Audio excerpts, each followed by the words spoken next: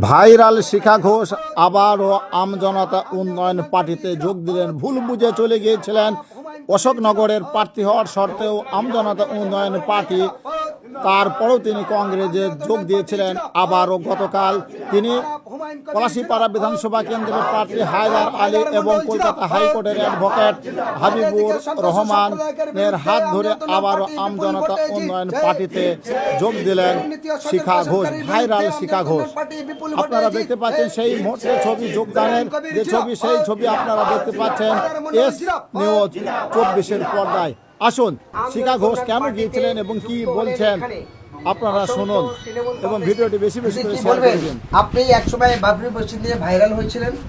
রাজনৈতিকগতভাবে আপনি অশোকনগর বিধানসভা কেন্দ্রের প্রার্থী জেওপি, আবার হঠাৎ আপনি কংগ্রেসে গিয়েছিলেন। আবার দেখলাম আজকে আপনি আমজনতা উন্নয়ন পার্টির কংগ্রেসে যাওয়ার কারণটা আমি আগে বলে দিচ্ছি। হুমায়ুন সাহেবের একটা কথা বলার ভুল হয়ে গেছিল যে শিখা ঘোষ মানে একটা ব্লেম হয়েছিল, কিন্তু আমাদের দলে আরও একটা শিখা ঘোষ আছে, সেটা আমি জানতাম না। সেই ভুল বোঝার, দুটো শিখা ঘোষ আছে, সেই ভুল বোঝার কারণে আমি কংগ্রেসের দলবদল করেছিলাম।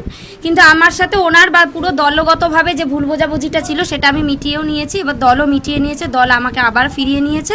আমিও আসতে পেরে খুব খুশি এবং মনের সম্পূর্ণ মানে একতার সাথে আমি কাজ করে যেতে চাই মানুষের স্বার্থে, মানুষের নিজস্ব অধিকার পাওয়াতে, মানুষের স্বার্থে এবং পুরো মুর্শিদাবাদবাসী সংখ্যালঘুদের জন্য আমি আগেও ছিলাম, এখনও আছি। আজকে 200 পরিবার আপনার সাথে এসে দেখলেন তারা আইএসএফ এবং সিপিআইএম তৃণমূল ছেড়ে এই দলে যোগ দিলেন, কি বলবেন তাদের উদ্দেশ্যে? তাদেরকে বলবো স্বাগত।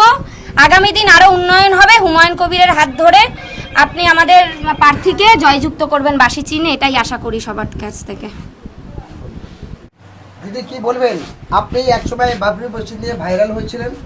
রাজনৈতিকগতভাবে আপনি অশোকনগর বিধানসভা কেন্দ্রের প্রার্থী জেওপি, আবার হঠাৎ আপনি কংগ্রেসে গিয়েছিলেন। আবার দেখলাম আজকে আপনি আমজনতা উন্নয়ন পার্টির কংগ্রেসে যাওয়ার কারণটা আমি আগে বলে দিচ্ছি। হুমায়ুন সাহেবের একটা কথা বলার ভুল হয়ে গেছিল যে শিখা ঘোষ মানে একটা ব্লেম হয়েছিল, কিন্তু আমাদের দলে আরও একটা শিখা ঘোষ আছে, সেটা আমি জানতাম না। সেই ভুল বোঝার, দুটো শিখা ঘোষ আছে, সেই ভুল বোঝার কারণে আমি কংগ্রেসের দলবদল করেছিলাম। কিন্তু আমার সাথে ওনার বা পুরো দলগতভাবে যে ভুল বোঝাবুঝিটা ছিল সেটা আমি মিটিয়েও নিয়েছি, এবার দলও মিটিয়ে নিয়েছে, দল আমাকে আবার ফিরিয়ে নিয়েছে।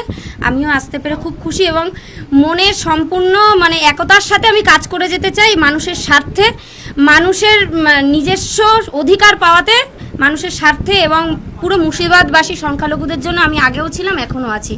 আজকে 200 পরিবার আপনার সাথে এসে দেখলেন তারা আইএসএফ এবং সিপিআইএম তৃণমূল ছেড়ে এই দলে যোগ দিলেন, কি বলবেন তাদের উদ্দেশ্যে? তাদেরকে বলবো স্বাগত।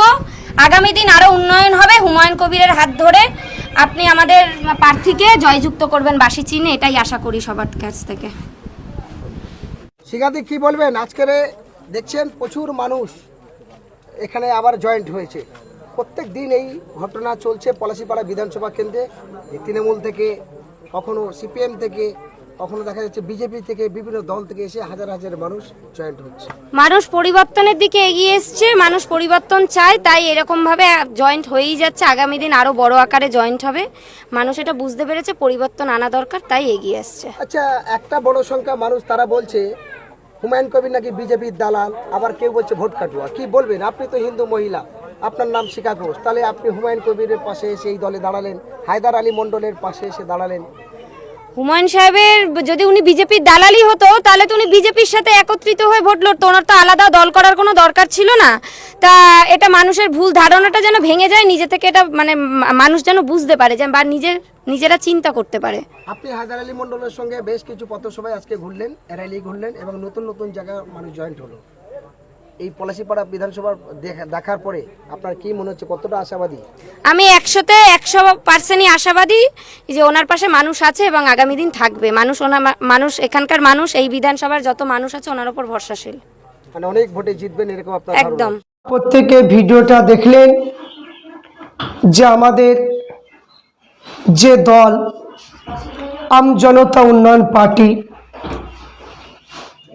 এই দলের যিনি প্রতিষ্ঠাতা হুমায়ুন কবির মহাশয়, তিনি আমাদের প্রত্যেকের আদর্শবান একজন নেতা, সাহসীবান একজন নেতা এবং বাঘের মতো গর্জন দেওয়া একজন নেতা। তিনি সবসময় অন্যায়কে পছন্দ করে না, জাতি ধর্ম বর্ণ নির্বিশেষে প্রত্যেককে নিয়ে চলার মতো একজন নেতা। তা আমরা দেখেছিলাম শিখা ঘোষ বলে একজন বোন আমজনতা উন্নয়ন পার্টি ছেড়ে দিয়ে কংগ্রেস দলে যুক্ত হয়েছিল। আবার পুনরায় দেখতে পেলাম যে কংগ্রেস ছেড়ে দিয়ে আবার পুনরায় আমজনতা উন্নয়ন পার্টির মধ্যে আবার তিনি আসলেন। তো এখানে আমি বলতে চাই, একটি কথাই বলতে চাই যে মানুষ এখন বর্তমান সময়ে এমন একটা পরিস্থিতির মধ্যে এগিয়ে যাচ্ছে যে কোন দলে গেলে শান্তি পাবো, কোন দলে গেলে একটু ভালোবাসা পাবো, এটা নিয়ে মানুষ এখন খোঁজাখুঁজি করছে এবং বিভ্রান্তির মধ্যে পড়ে যাচ্ছে। তা আমি প্রত্যেককে বলবো, এদিক ওদিক এ দল ও দল না মানে কি করা, একে কোনোদিন নেতা বলা যায় না, কোনোদিন সে আদর্শবান মানুষ হতে পারে না। তাই যে দলই করব সেই দলটা সারা জীবন করে যাব, এই নিয়াত যদি থাকে, এটাই হচ্ছে আদর্শবান ব্যক্তি, তাকেই বলা যাবে। তো যাই হোক, শিখা ঘোষ বোন আমার ভুল বুঝে হয়তো চলে গিয়েছিল, আবার পুনরায় আমজনতা উন্নয়ন পার্টির মধ্যে এসেছে, এতে আমরা প্রত্যেকেই খুশি। তাই আমি বলবো যে এরকম করে ভুল বুঝেন মানে কি না গিয়ে জিনিসটাকে সম্পূর্ণ যে কোনো বিষয়ে মানে দলের প্রতিষ্ঠাতা যিনি হবেন তার কাছে একটা পরামর্শ নেওয়াটাই সবচেয়ে উচিত হয় বলে মনে করি। আপনারা জানেন যে আমাদের প্রথম দফা ভোট হয়ে গিয়েছে। হুমায়ুন কবির মহাশয়ের যেখানে যেখানে দাঁড়িয়েছেন, যেখানে তারা প্রার্থী দিয়েছে, প্রায় জায়গাতে ভোট হয়েছে। দ্বিতীয় দফায় আবার ভোট হবে 29 তারিখে। আমজনতা উন্নয়ন পার্টি, এই যে আমজনতা উন্নয়ন পার্টির যে নীতি, যে আদর্শ আপনারা প্রত্যেকেই জানেন, প্রত্যেকেই মানে দেখছেন। মাত্র 4 মাসের একটা দল, এত যে মানুষের আবেগ, এত মানুষের ভালোবাসা, মানে সাধারণ মানুষের, প্রত্যেক সাধারণ মানুষের যে একটা ভালোবাসা হুমায়ুন কবিরের প্রতি, এটা এবছরে একদম একটা ইতিহাস হয়ে গেল। কিন্তু এখানে দেখতে পাওয়া যাচ্ছে কিছু মানে জিনিস আছে, যেমন একটা আলু, এই আলুকে যদি ব্যবহার করা হয় কোনো সময় সবজি, কোনো সময় পটলের সঙ্গে, কোনো সময় গোস্তর সঙ্গে, বিভিন্ন কাজে ওই আলুটা ব্যবহার করা হয়। তো কিছু মানুষ আছে ওই আলুর মতো, তারা কোনো সময় গোপনে থাকে, কোনো সময় প্রকাশ্যে থাকে, মানে কোনো কিছু বুঝতে দেবে না কাউকে, এইরকম কিছু মানুষ থাকে। এইগুলো একদমই উচিত নয়, যে যেটা করব সেটা একেবারে প্রকাশ্যে মানে কি নেমে করব, সে যার ভালো লাগবে সে নেবে, যা ভালো লাগবে না সে নেবে না। তো এইটাই মানে কি মাথায় রাখতে হবে। আমরা চাই শান্ত শিষ্ট পরিবেশ, আমরা চাই যে মানুষকে ভালোবাসুক এবং অভাবী মানুষ, গরিব মানুষকে বেছে বেছে যারা ঘর পাওয়ার যোগ্য, যারা বিভিন্ন রকম শিক্ষিত, উচ্চবর্ণে যারা শিক্ষিত, যারা চাকরি পাওয়ার যোগ্য তাদের চাকরি দিক, এবং যারা গরিব মানুষ তাদেরকে মানে ঘরের ব্যবস্থা করুক, এবং যারা 60 বছর বয়স হয়ে গিয়েছে প্রত্যেককে বৃদ্ধ ভাতার ব্যবস্থা করে দিক, এই রকম আমাদের আশা আছে। রাস্তাঘাটগুলো করে দিক, এইগুলো আমাদের প্রত্যেকের মানে একটা চাওয়া পাওয়া এটা থাকে। কিন্তু দেখতে পাওয়া যায় বড় আফসোসের ব্যাপার যে ভোট না দেওয়ার কারণে অনেকে বলে যে মানে বৃদ্ধ ভাতা কেটে দেব, অনেকে বলে ঘর মানে কি দেব না, এই যে বিভিন্ন রকমের একটা মানে কথাবার্তা বলা, এটা কখনোই মানে কি বলা উচিত নয়।